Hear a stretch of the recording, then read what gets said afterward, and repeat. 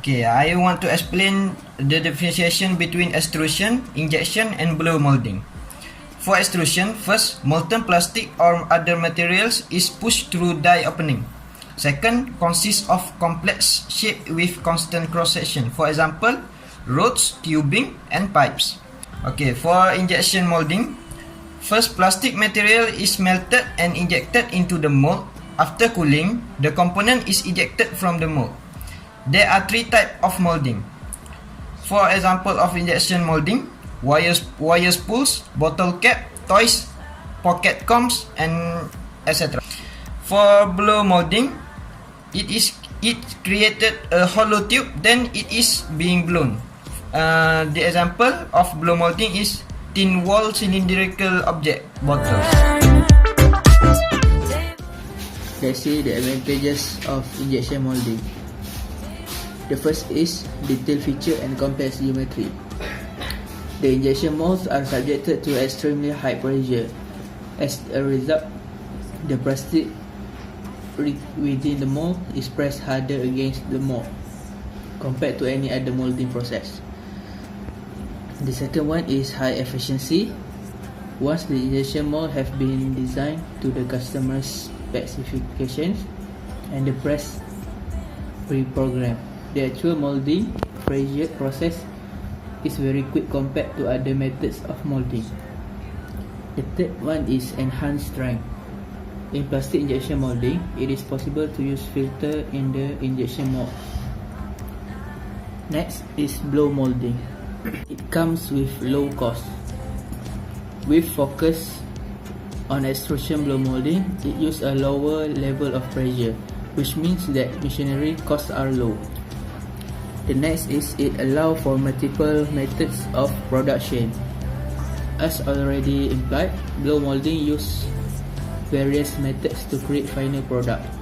For one, extrusion blow molding works similarly as traditional glass blowing, where materials are blown through a long tube to work on the end.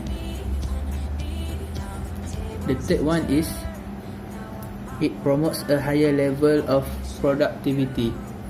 This technology has always been moving forward with the purpose of becoming universally used with plastic production.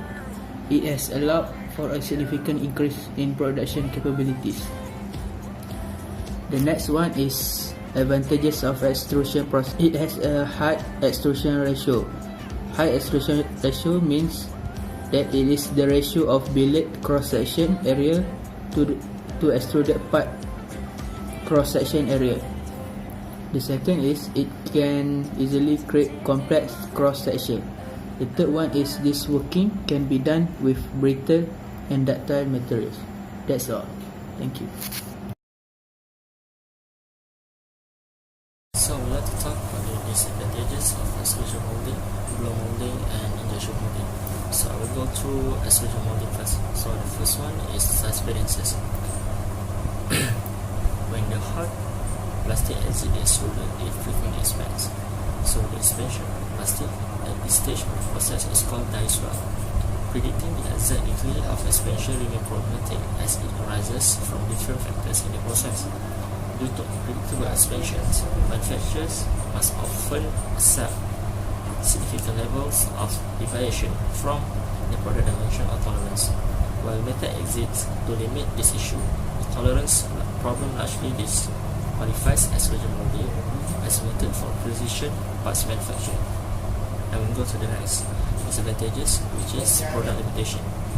So, in the nature of extrusion molding process, it places limits on the kinds of product it can manufacture. So, for example, plastic soda bottles narrow at one end to accommodate the cap, which normal extrusion molding cannot achieve. So, the alternative way, such as extrusion blow molding, do provide an option for this type of products, but it requires investment in a different type of extrusion equipment.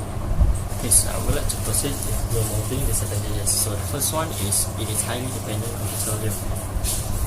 Like in the gas industry, the blow molding sector highly relies on millions of gallons of petroleum to be able to produce plastic products. As oil is an essential factor in thermoplastic, that is becoming automated and more streamlined, the technology has become an ongoing threat to the diminishing of all supply in the world. So the next one is it creates a huge impact on the environment. As this technology depends greatly on petroleum and is an integral part in producing polymer, it carries a huge risk on the destruction of the environment. Aside from the fact that it contributes to the diminishing of resources, it creates plastic that is not biodegradable in the sense it can increase plastic production, but it cannot remove the environmental risk its product bring. So we go to the next disadvantages for injection molding. So the main disadvantages of injection molding is the cost of the machines. A used injection molding machine can cost anywhere between $5,000 and $50,000. For a newer machine, it could range from $375,000 to $400,000. So that isn't a big problem for a well-established company. However, for those startup companies, this could be a setback for them.